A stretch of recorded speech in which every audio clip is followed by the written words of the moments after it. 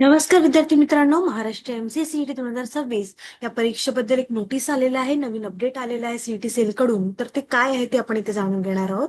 तर hall ticket संबंधित ते अपडेट असणार आहे, त्यामुळे संपूर्ण माहिती आपण इथे जाणून घेणार आहोत. चला तर मग सुरुवात करूया. नमस्कार, मी श्वेता चंदनकर तुम्हा सर्वांचे सीईटी बाय ग्लोबल ऑनलाईन या युट्यूब चॅनलवर स्वागत करते. ग्लोबल ऑनलाईन आपल्यासाठी घेऊन आले आहे महाराष्ट्र सीईटी एक्झाम 2026 यासाठीची रेकॉर्डेड बॅच. कारण काहीच दिवस शिल्लक आहे. 30 मार्च 2026 ला आपली एक्झाम असणार आहे. त्यासाठी तुम्हाला रेकॉर्डेड लेक्चर्स मिळणार आहे. या बॅच मध्ये टॉपिक वाईज प्रॅक्टिस एमसीक्यूज मिळणार आहे. शेवटच्या दिवसात आपण एमसीक्यूज खूप प्रॅक्टिस केलं पाहिजे आणि मॉक टेस्ट सुद्धा दिली पाहिजे. त्यामुळे मॉक टेस्ट आणि एमसीक्यू जास्त भर देण्यात येईल. फुल सिलेबस एमसीक्यू सिरीज मिळणार आहे. सोबतच लॅपटॉप आणि वेब सुद्धा मिळणार आहे. आणि या रेकॉर्डेड बॅचची फीज आहे 2000 रुपये. जर का तुम्हाला इनरोल करायचं असेल तर तुम्ही दिलेल्या नंबरवर संपर्क करू शकता किंवा ग्लोबल ऑनलाईन प्ले स्टोअरवरून डाउनलोड करू शकता. चला तर मग जाणून घेऊया काय आहे न्यूज. तर अशा पद्धतीने गव्हर्नमेंट ऑफ महाराष्ट्र म्हणजे सीईटी सेलने अशा पद्धतीने एक नोटीस दिलेलं आहे. ते म्हणतात आहे की सीईटी सेलने जे कॅन्डिडेट्स साठी काढलेलं आहे ते पिरियड 24 मार्च 2026 ते 16 मे पर्यंतचे सीईटी होणार आहे. सीईटी आपलं पूर्ण. तर तुम्हाला प्रोव्हिजनल हॉल तिकीट जे आहे ते एक्झाम सीटी यासाठी दिली जाणार. म्हणजे माझं कोणत्या शहरामध्ये नंबर लागलेला आहे यासाठी आम्ही रिलीज करत आहोत असे ते म्हणतात. आणि त्यानंतर मेन जी हॉल तिकीट आहे ती जी आहे ती एक्झामच्या 3-4 दिवसाच्या आधीच येणार आहे. ठीक आहे. तर या प्रोव्हिजनल हॉल तिकीट याला आपली मेन हॉल तिकीट समजू नका. हे एक्झाम सिटी जे आहे ते इंटिमेशन आपल्याला कोणत्या शहरात आलेलं आहे यासाठी दिलेलं आहे. ठीक आहे. Exam city intimation slip is a preliminary document आणि हे एक डॉक्युमेंट आहे जे फायनल ऍडमिट कार्ड नाहीये. ते फायनल ऍडमिट कार्ड जे आहे ते एक्झामच्या 3-4 दिवसाच्या आधी येईल. All candidates are required to verify the examination centre details including district and taluka and download their final admit card which will be made available at least 4 days prior to that CET examination. तर हे जे आहे ते आपल्याला verify करायला सोपं जातं की कोणत्या डिस्ट्रिक्ट आणि कोणत्या तालुक्यामध्ये ऍडमिट कार्ड आलेलं आहे. ठीक आहे. तर अशा पद्धतीने जे सीईटी दिलेलं आहे अशा पद्धतीचा एक नोटीस त्यांनी काढलेला आहे.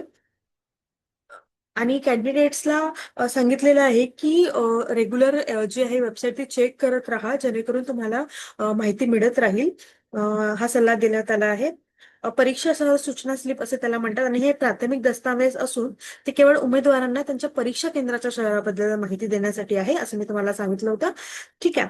आणि सीईटी सेल याच वेबसाईटवर तुमचे हॉल तिकीट सुद्धा 3-4 दिवसाआधी उपलब्ध करून दिल्या जाईल.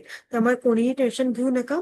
आणि उमेदवाराचे परीक्षा केंद्र कोणत्या शहरात असेल याविषयी माहिती असणार आहे. अशा पद्धतीने सीईटी सेलनी एक नवीन नोटीस काढलं होतं आणि ते अशा पद्धतीचं आहे. त्यामुळे कोणीही याला हॉल तिकीट समजू नका. 30 मार्चला आपली एक्झाम आहे म्हणजेच 26 मार्चला आपल्याला 26-25 मार्चला आपली हॉल तिकीट येऊन जाणार. ठीक आहे. त्या दरम्यान सीईटी सेलच्या वेबसाईटवर येईल. त्यामुळे कोणीही टेन्शन घेऊ नका. 3-4 दिवसाआधी बघत राहा वेबसाईट की कधी येईल. ओके.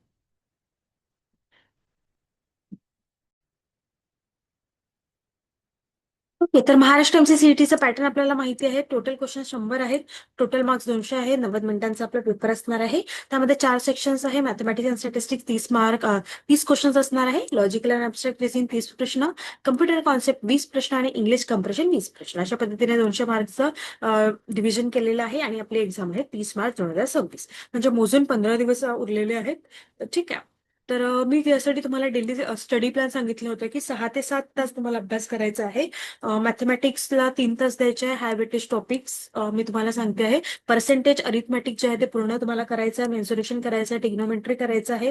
प्रोबॅबिलिटी करायचं, बेसिक अल्जेब्रा करायचं, मीन मीडियम मोस्ट स्टँडर्ड डेव्हिएशन. हे काय झालं हाय वेटेज टॉपिक्स झाले मॅथमॅटिक्सचे. आणि 3 तास तुम्हाला द्यायचे, मॉक टेस्ट द्यायचे, प्रश्न सॉल्व्ह करायचे आहे. आणि त्यांनी काय होईल तुमचा चांगला अभ्यास होईल. आणि लास्ट मोमेंटवर कुठलाही नवीन टॉपिक घ्यायचा नाही, सगळ्याचं रिव्हिजन करायचं. नंतर लॉजिकल रिझनिंगला तुम्हाला 2 तास द्यायचे आहे. यामध्ये हाय स्कोरिंग सेक्शन जे आहे ते number series, coding, decoding, blood relation, direction sense, syllogism setting, arrangement, analysis, statement अशा पद्धतीने आहे. इथे पण क्वेश्चन तुम्ही जास्तीत जास्त प्रॅक्टिस करा आणि मॉक टेस्ट देण्याचा प्रयत्न करा. त्यानंतर कम्प्युटर कॉन्सेप्टमध्ये तुम्हाला 1 ते 1.5 तास द्यायचा आहे. त्यामध्ये व्हेरी स्कोरिंग टॉपिक जे आहे ते computer basic, input output device, MS office, operating system, memory, DBMS, basic networking, internet, binary हे सगळं तुम्हाला कम्प्युटर कॉन्सेप्टमध्ये अभ्यास करायचा आहे आणि रिव्हिजन करायचं आहे.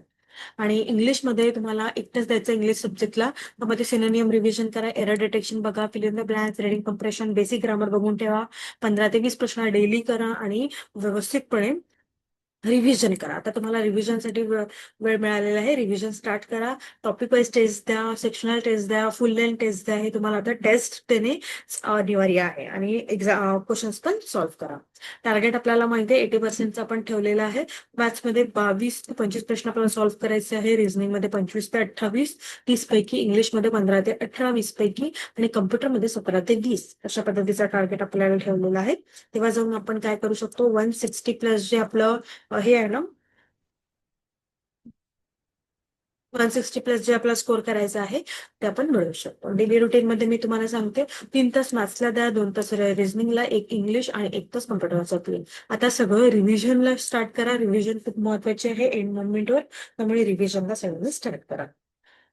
आपल्याकडे रेकॉर्डेड बॅच अवेलेबल आहे. लास्ट मिनिटला जर का तुम्हाला रेकॉर्डेड बॅच हवी असेल तर तुम्ही मिळवू शकता. दिलेल्या नंबरवर तुम्ही संपर्क करू शकता. याची फीस आहे 2,000 रुपये. यामध्ये इंग्लिश मराठी दोन्ही लँग्वेज मध्ये असणार आहे.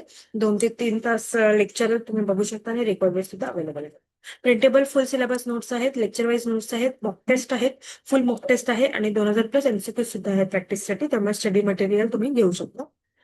अशा पद्धतीने एक नोटीस आलेला आहे की आपल्याला हॉल तिकीट 3-4 दिवसाच्या आधी मिळेल आहे. आणि आता जी आलेली आहे ती परीक्षा कोणत्या शहरामध्ये असणार आहे त्याबद्दलची माहिती असणार आहे. त्यामुळे कन्फ्युज होऊ नका.